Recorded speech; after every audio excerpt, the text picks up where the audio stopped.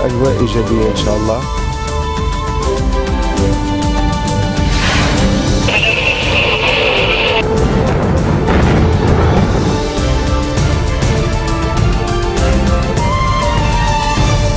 Good afternoon. You're watching the English newscast on Future Television. I'm Yumna Naufal, and these are today's top stories. Dozens of protesters from the U-Stink group protest near the Ministries of Finance and Telecom to demand the release of hundreds of millions of dollars owed to municipalities.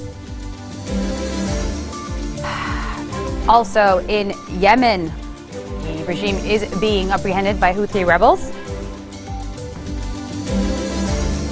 President Vladimir Putin says that Russia supports a U.S.-backed draft resolution aimed at ramping up sanctions against ISIS.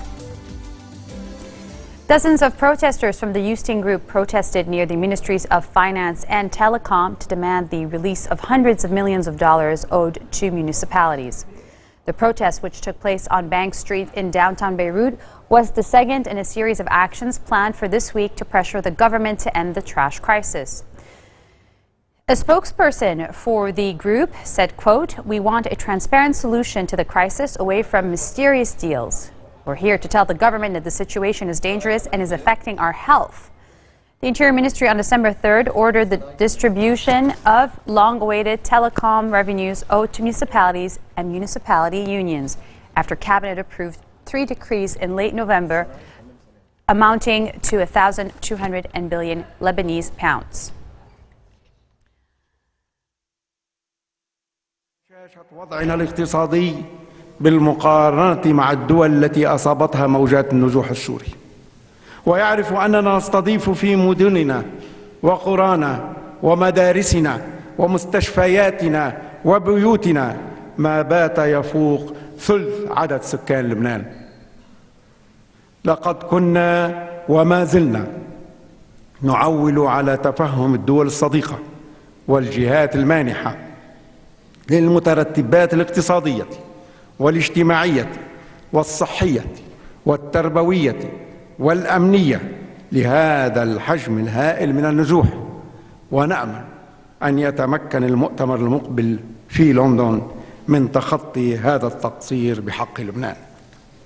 السادة الكرام، إن كل هذه الجهود التي نبذلها جميعا إنما هي علاج مؤقت لحالة يجب أن لا تدوم، ذلك أن الحل الجذري يكمن في وقف حمام الدم في سوريا وتسوية الأزمة السورية، الأمر الذي يفتح الباب أمام عودة جميع النازحين إلى بلدهم. ونقول لمن يريد أن يسمع إن توطين النازحين غير وارد لا في حساباتنا ولا في حسابات إخواننا السوريين. وشكرا.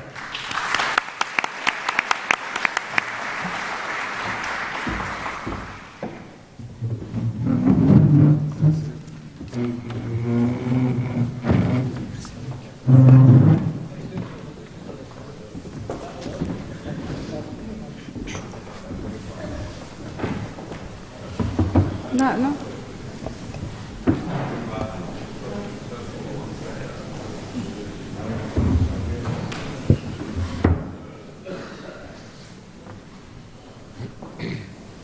المنسق الخاص للأمم المتحدة في لبنان السيدة سيغريت كاغ، تفضلي.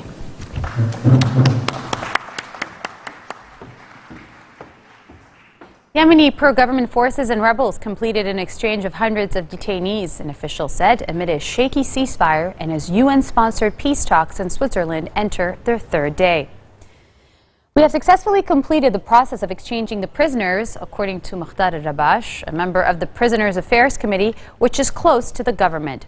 He said the swap involved 370 Houthi rebels and 285 pro-government fighters. The International Committee of the Red Cross in Sana'a, which was involved in a previous prisoner swap, said earlier that the organization was not aware of such an exchange. Little information has emerged from the open-ended talks in Switzerland aimed at ending Yemen's devastating conflict. A fragile ceasefire declared by forces loyal to embattled President Abdurrabbu Mansour Hadi, which began on Tuesday, remained shaky with reports of sporadic violations on the ground. President Vladimir Putin says that Russia supports a U.S.-backed draft resolution aimed at ramping up sanctions against the Islamic State group and cutting off its revenue flows. He said, quote, "We support an initiative by the United States, including on the preparation of a UN Security Council resolution on Syria." He said this at an annual news conference, adding he had discussed the draft resolution with U.S. Secretary of State John Kerry earlier this week. "On the whole, it suits us," he told reporters. "We believe that it's an acceptable proposal, although some things still need to be worked out."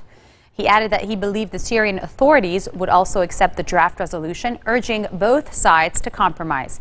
He urged joint work on Syria's new constitution, adding a transparent mechanism was needed that will help Syrians conduct democratic elections and elect a leader.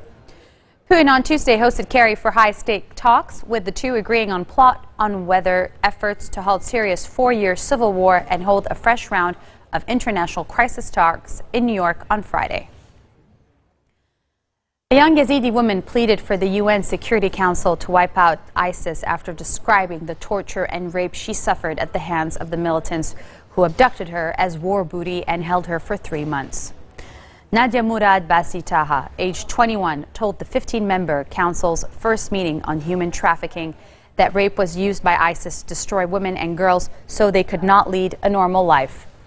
Islamic State has made Yazidi women into flesh to be trafficked in, she said of the extremist group that has seized swaths of territory in Iraq and Syria.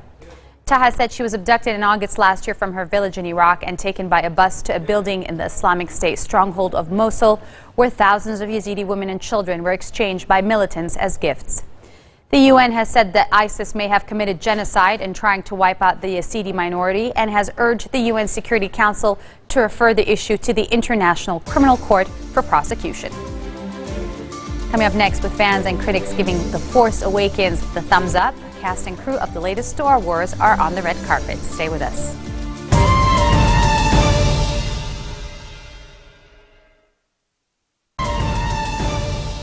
Welcome back. You're watching the 4:20 o'clock news here on Future Television. Iran's aim of having sanctions against it lifted by the end of January under a deal with major powers is not impossible, the head of the UN nuclear watchdog monitoring its implementation said. Tehran is racing to keep its side of the deal reached with world powers in July, under which the sanctions that have battered its economy will be suspended in exchange for Iran severely limiting its nuclear program.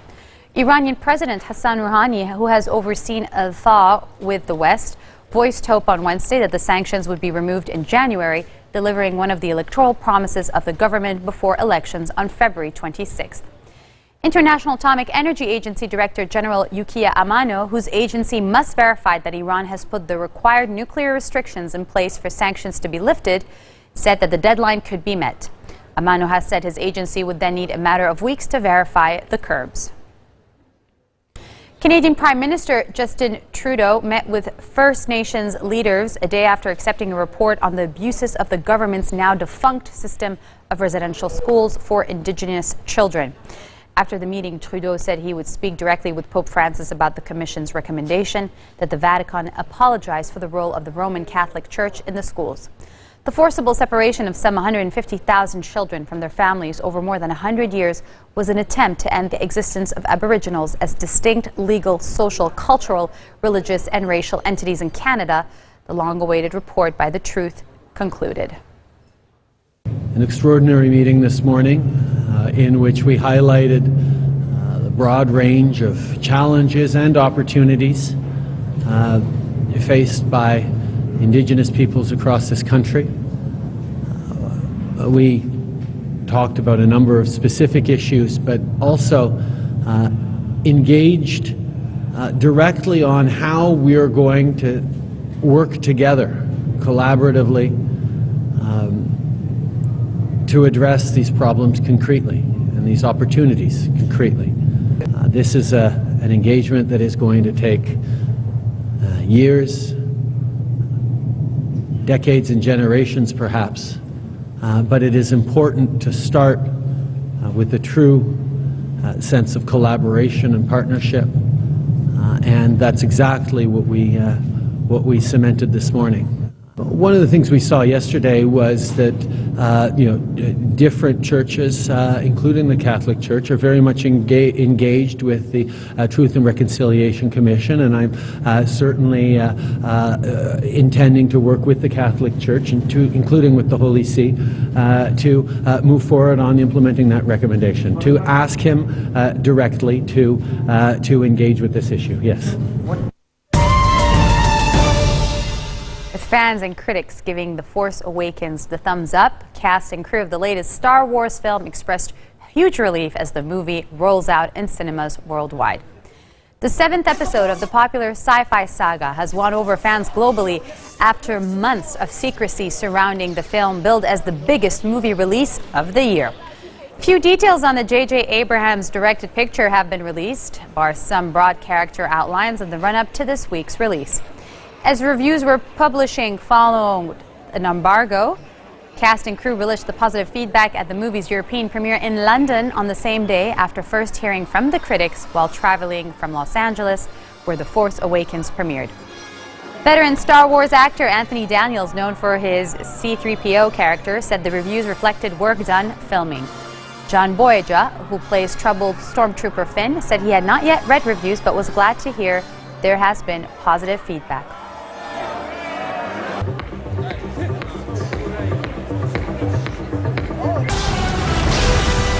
The Force, it's calling to you.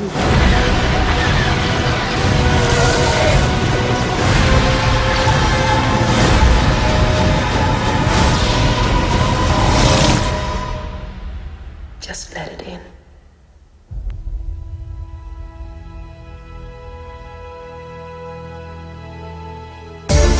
Star Wars The Force Awakens is now playing in Lebanon in movies nationwide.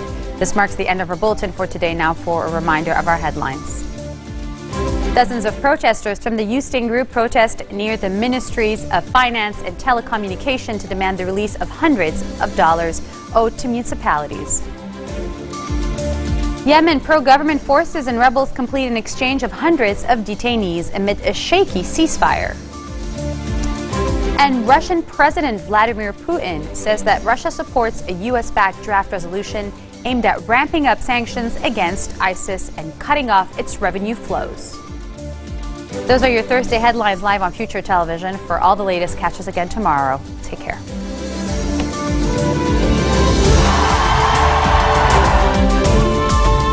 الأجواء إيجابية إن شاء الله.